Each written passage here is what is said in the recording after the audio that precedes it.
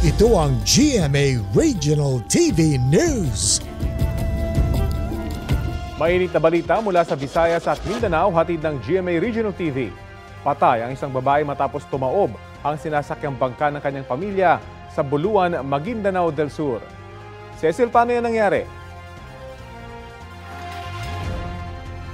Rafi, overloading ang dahilan ng pagtaob ng bangka ayon sa lokal na pamahalaan. Batay sa investigasyon, papunta sa kanilang fish cage sa Lake Buluan ang mga biktima ng mangyari ang insidente. Sinubukan daw ng nanay na iligtas ang kanyang bunsong anak kaya siya nalunod. Ligtas naman ang bata pati ang 6 pa nilang kaanak.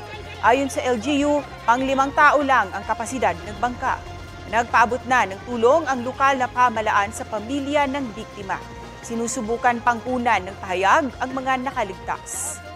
Sa Balingasag, Misamis Oriental naman, patay ang isang binatilyong 12 anyos na nalunod matapos siyang tangayin ng rumaragasang tubig sa isang malaking kanal sa Barangay San Isidro. Ayon sa investigasyon, naglalaro ang bata nang mahulog ang kanyang bola sa kanal. Sinubukan niyang kunin yon pero tinangay siya ng malakas na agos. Sinusubukan pangkunan ng pahayag ang pamilya ng bata.